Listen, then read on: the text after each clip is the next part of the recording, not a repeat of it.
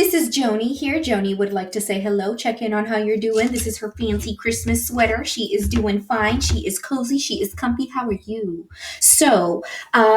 Today we've got Bonnie also in a matching Christmas sweater. So hello. Alrighty. I wanted to very briefly just jump on here, say hello, check in, see how you guys are doing.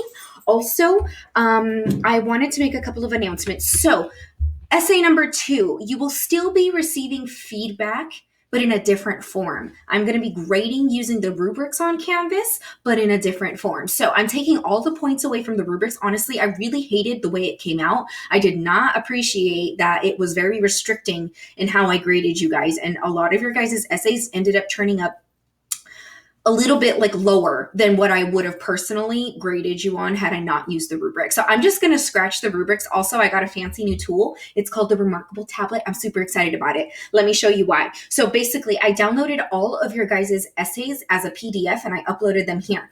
It's a paper tablet with a little pen thingy. Basically, I am writing feedback physically on the PDF and then I'm going to upload it back to you so that you can see your feedback. So for example, this is what it looks like just as like a little tester. You can zoom in probably on your PDF reader or whatever you use online, but that's basically what it's going to be like. So I will be uploading a little, what is it called?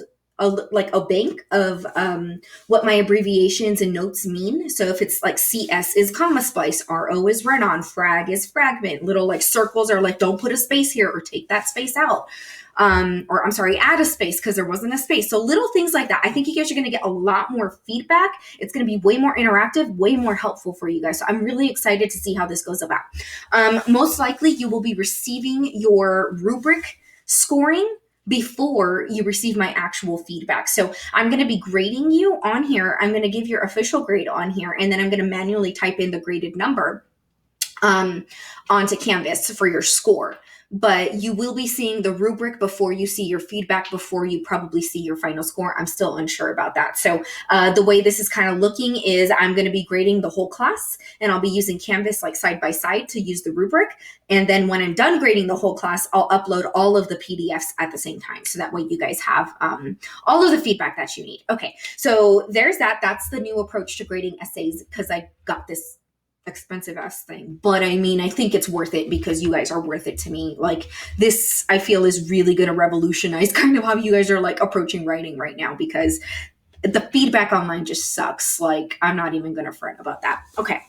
Alrighty. And then another thing that I wanted to address very briefly, I know we're tired. I know it's like almost done with the semester, and I know we have another novel. I am so sorry, but it's not a bad one. It's a really good one, and it's super freaking relevant, the topics, that is. So if you haven't done so already, please get God Help the Child. It is super, super good, super interesting. You guys are going to be very involved. Now, I am very concerned, not very, but like kind of concerned a little bit about this book because it has been a long, what am I saying? It has been around longer. So that means our ability to like plagiarize and not really read and just get court like summaries online, the chances of that goes up. But I will tell you this, the types of assignments that I create are genuinely crafted around like all of those like summary, like cliff notes or whatever. I forgot easy grade, like whatever they're called. Like I do look at those and I do generate my prompts like differently from them. And I will be asking you specific questions that any online forum will not provide you. Trust me, your life will be a lot easier if you just read the book. Now, I am emphasizing reading the book because if you guys pay attention to our rubric, essay 4 is 200 points. That's double the points from essay 1. Okay. So, just keep that in mind. If we don't have a really good essay for, I'm so sorry. If we don't have a really good understanding of the book, we're not going to have a good essay, if that makes sense. So you need to read it. Don't shortcut it.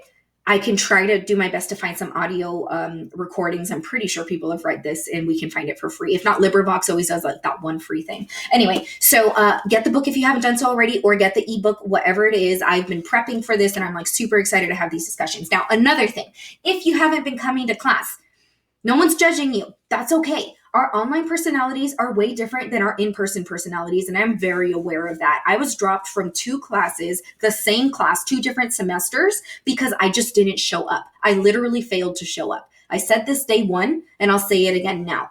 If you close your laptop, I just don't exist.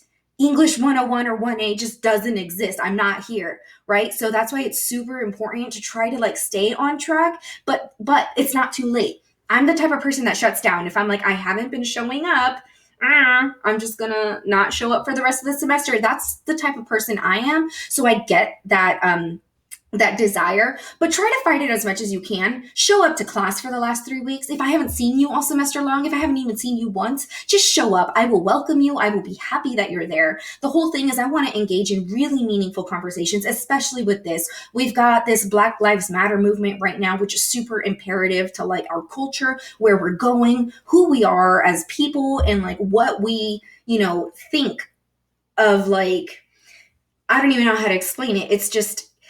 It's very relevant, and I think you guys will see. So like literally the first chapter, it's very shocking. So it's like, oh, okay, let's see what this is about, right? So don't be shameful. Don't be embarrassed. Just show up if you can. If you're late, that's fine. If you pop out early, that's fine. But all of these meetings are optional. You guys catch up later, but the catch up later is always kind of a little bit too late. And I know you guys didn't sign up for this. This is not your fault. I'm literally not blaming any one of you for not doing your stuff, turning things in late, or like just being like, I was in class. I didn't remember I had a class. I get it. Our world's a little fucked up right now, and there's nothing we can really do about it but just fight and like push through. Anything you need from me, I will definitely be there to help you. You just need to reach out. I need to hear from you guys. That's it. Okay, so do what you can to just show up. All right, and then lastly, final announcement. This is mainly for my English 80 and 81 students over at Mount Sac and BVC. If you don't know what English 80 or 81 is, do not pay attention to this next part. It doesn't apply to you. So I just wanted you to be aware it is entirely possible to pass English 1A or 101 and fail English 80 and 81. If that is the case, you cannot retake 80 or 81. Okay, now let's do the opposite. It is entirely possible to pass 80 and 81 and fail 1A or 101. Okay, so that those classes are learning labs to assist you, and most of them honestly have just been like, hey, what's your opinion? How do you feel about this? What about the feedback? Reflect. All of this has been really reflective mental health check-ins. It's not even like critical hard work, but so many of you guys are just not doing anything, and I'm like, dude, it's like 1 or 2 units that you can get an easy A in. Okay, so if that's you and you haven't done anything for those classes, just start doing stuff. You'll start seeing things change, okay? But your grades, I don't know, man. I'm putting in too many zeros and I don't like it. It's like way beyond my comfort level. And my style of teaching, by the way, this goes to all of you, is very much so like, hey, how are you? How are you doing today? Can I help with anything? And like, I usually do that in the classroom. I try to get to everybody, like, and check in. And then I hold people accountable, but I can't do that on the screen because I can't like pop out of your computer and be like, hey, what are you doing? Right? I'm not able to do that. So whatever you need from me, please just reach out. I am here for you. I am working really hard. This is kind of a shitty situation for everybody, but we can do it. Okay, you got this. I love you guys so much, and I'm done. Thank you for listening to my TED Talk. Okay, guys, let me know if you need my help. I will see you on Wednesday in class.